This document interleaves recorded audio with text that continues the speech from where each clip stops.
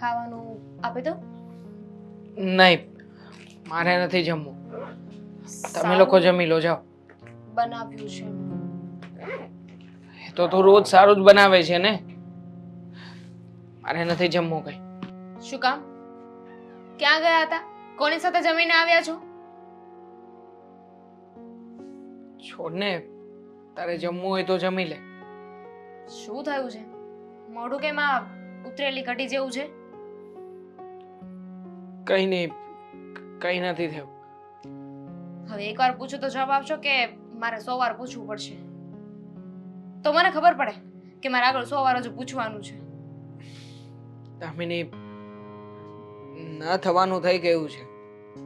મને આજે ઓફિસમાંથી છૂટો કરી દેવામાં આવ્યો.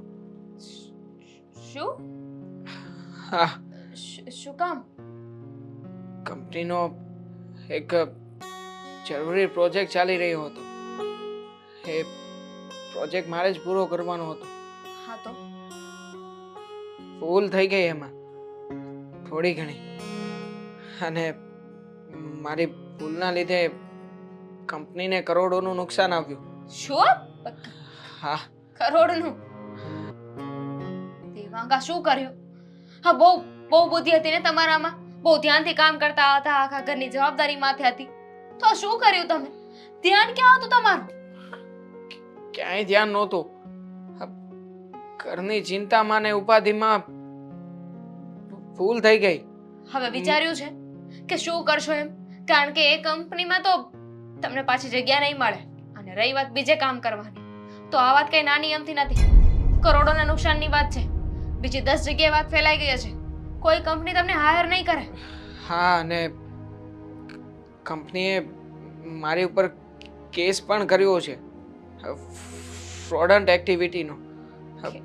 એના માટે થઈને મારે બીજા 7 લાખ રૂપિયા પણ ભરવા પડશે. જો કે મેં કોઈ ફ્રોડ નથી કર્યું. હકીકતમાં ભૂલથી હિસાબ લખવામાં મિસ્ટેક થઈ ગઈ હતી અને પાછળથી મેં બધા પુરાવાઓ પણ રજૂ કરી દીધા, એકાઉન્ટ પણ મેચ કરી આપ્યું. પણ એ લોકો કહી રહ્યા છે કે તમારા હિસાબે અમારી કોસ્ટ વધી અને એ એટલા માટે થઈને આ કંપનીને જે કંઈ પણ ખોટ આવી છે ને, એટલે તમારે જે કંઈ પણ નુકસાન છે એ ભરપાઈ ના કરી શકો તો કંઈ નહીં, પણ કાયદેસર રીતે તમારે આટલા રૂપિયા તો ભરવા જ પડશે. દામિની, ક્યાંથી કાઢીશું આટલા બધા રૂપિયા? જો હા, મકાન વેચવું પડશે મને એવું લાગે છે. શું મકાન વેચી દઈશું? અરે આ એક તો ઘર છે, આ પણ વેચી દઈશું તો આપણે જાશું ક્યાં? રહેશું ક્યાં? ઘરમાં આપણે લોકો 5 જણા છીએ. રહી લઈશું ને, બીજી કોઈ નાની કોઈ મોટી પાસેથી છે ને- નોકરી કરી લઈશ. કોની પાસેથી માંગીશ? હા, ક્યાંથી લાવીશ આટલા બધા રૂપિયા? અને શું કહીશું આપણે કે હું આવી રીતે ફસાઈ ગયો છું? મારી જ બદનામી થશે ને સમાજમાં અને બધે. પણ જો હા, મેં કંઈ ખોટું નથી કર્યું દામિની. હું માનું છું તમે ખોટું નથી કર્યું, પણ ભરપાઈ તો કરવી પડશે ને. આ ઘર વેચીને મને નથી લાગતું કે તમે જે નુકસાન કર્યું છે ને એ પૂરું પડે. હા, પણ એ લોકોને પૈસા આપીને થોડી ઘણી કાર્યવાહી તો આગળ ચાલશે ને. બાકીના રૂપિયા ગમે ત્યાંથી અને ગમે તેમ કરીને એડજસ્ટ કરી લઈશું. ભાભીના પપ્પા પણ બહુ રૂપિયાવાળા છે નહીં? એ કહેતા હતા કે આવા તો મારી પાસે 4 મકાન છે. કેવું કહેવાય નહીં, માણસો કેટલા રૂપિયાવાળા હોય. હા છે, પણ શું કરીએ? એ ભાભી વકીલ પણ બહુ સારા છે. વકીલ પણ બહુ સારા છે. એમ પણ આ કંપનીએ તો કીધું છે ને કે તમારા વિરુદ્ધ કેસ કરી દેશે અને તમારે કોર્ટ કબાડા અને આ બધી જગ્યાએ ધક્કા ખાવા પડશે એવું કીધું હતું ને કે વકીલની જરૂર પડશે. હા, પડશે, પણ શું થઈ ગયું? ભાભીને એ લોકો કઈ થોડી ધ્યાન રાખશે. સાચી વાત છે ને. ભાભી શું કામ ને આપણી મદદ કરે? અરે મદદ કરવાને લાયક જ નથી. આપણે કામ જ એવું કર્યું છે. આ ઘરમાં લગ્ન કરીને આવ્યા ત્યારે આપણે કેવો વિરોધ કર્યો હતો અને હજુ સુધી કઈ થયું નથી. અને ભાભી તો ફ્રોડ છે ને, એ શું કામ ને આપણી મદદ કરે? ઈ તો ઉલટાને આપણને ફસાવી દેશે, બરોબર ને? ના, ના ના બસ. શું ના, સાચું કહી રહી છું. આ જો ભાભી છે ને બહુ સ્વાભિમાની છે, બહુ ઈગો વાળા છે. એ છે ને આપણી મદદ નહીં કરે. શું કામ મદદ કરે? અરે કેવા કેવા કપડાં પહેરે છે, અને આપણે તો કોઈ હા, એમને બસ. ગમતા જ નથી ને. સમજી ગયો છું તું શું કહેવા માંગી રહી છે. વાંધો નહીં, એ મદદ ના કરે ને તો બીજા કોઈ વકીલને હાયર કરશું. બાકી મારે ગમે હા. તેમ કરીને આમાંથી તો છૂટવું જ પડશે. બાકી ભાભી પાસેથી તો મદદ લેવી જ નથી, બરોબર ને? ના જ લેવાય ને, શું કામ લેવી જોઈએ? આપણે ભાભી પાસે મદદ લેવા જઈએ તો આપણે નીચા જોયા જેવું થાય ને, કે જોયું મારી મદદ લેવી પડી ને એટલે ભાભી પાસે મદદ લેવાની નથી.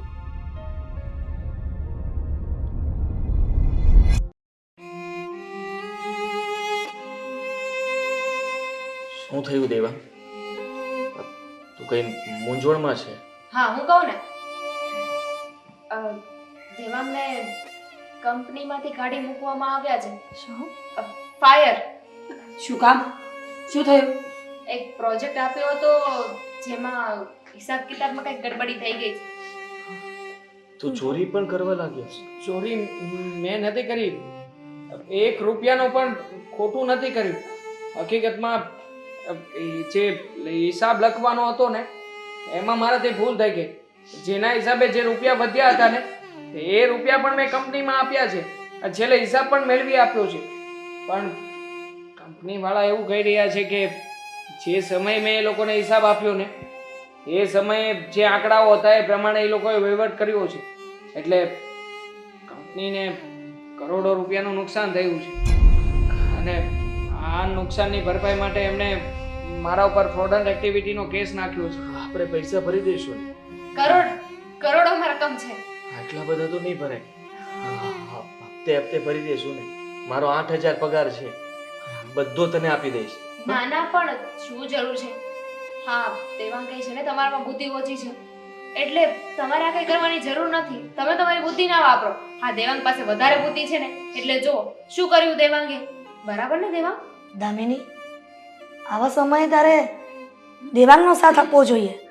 અને તું આપું છું ને, સાથ જ આપું છું. મેં ક્યાં ના પાડી કે હું એને મૂકીને જતી રહીશ, કે એમનો સાથ નહીં આપું. જેલ જવાનું થશે તો હું પણ સાથે સાથે આવીશ. Mummy, jail? હા હા, જેલ નહીં થાય તને. હા, અને તું મકાન વેચવાની વાત કરતો હતો. હા, મકાન વેચી નાખશે એમ કહેતો હતો. દેવાંગ, પણ કેટલા આવશે મકાન વેચીને?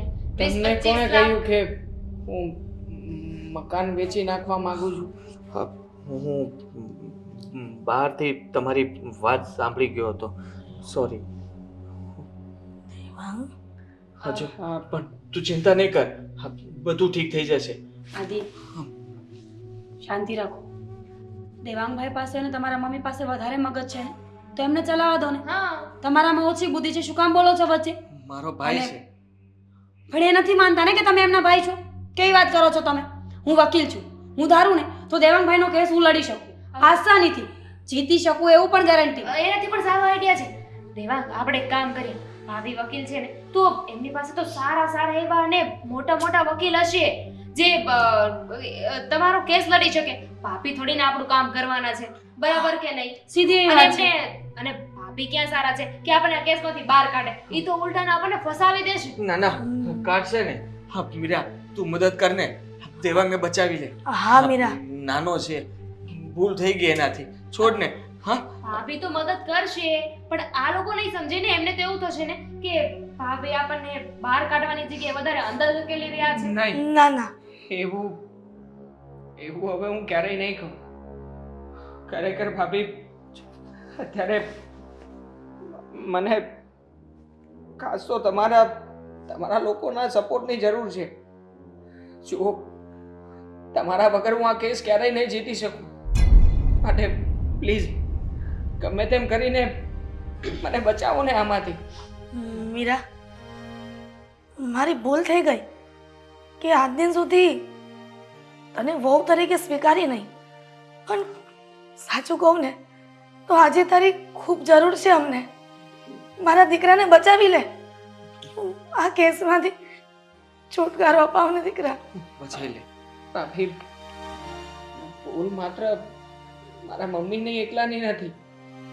સૌથી મોટી ભૂલ તો મારી છે કે જે ક્યારેય પણ મારા મોટા ભાઈને મેં મારો મોટો ભાઈ ગણ્યો જ નથી.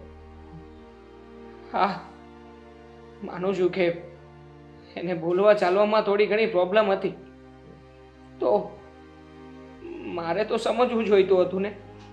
એક ભાઈ તરીકે મારે એને સપોર્ટ કરવો જોઈતો હતો, પણ નહીં. એનો સૌથી પહેલો દુશ્મન તો હું જ બન્યો.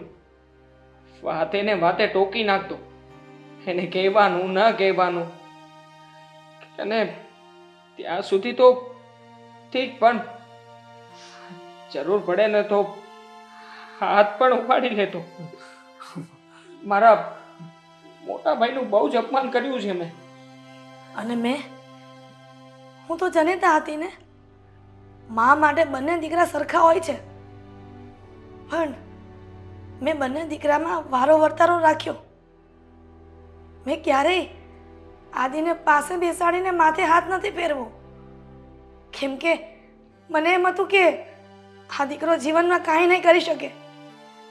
દેવાંગ સારો હતો એટલે એને વધારે માન આપ્યું અને પ્રેમથી બોલાવ્યો, કે જે આ મા માટે સારું ન કહેવાય. પણ મીરા, હવે હું ક્યારેય એવું વર્તન નહીં કરું કે મારા આદિને દુઃખ લાગે. મમ્મીજી, સાંભળો મારી વાત. જો આ બધી વાત કરવાનો અત્યારે કોઈ સમય નથી. તમે લોકો સમજી ગયા એ બહુ મોટી વાત છે મારા માટે. દેવાંગભાઈ, એક સવાલ પૂછું છું. ભાભી તરીકે સમજો કે વકીલ તરીકે, હું તમારો કેસ લડવા માટે તૈયાર છું. શું? પણ તમે સાચા છો ને?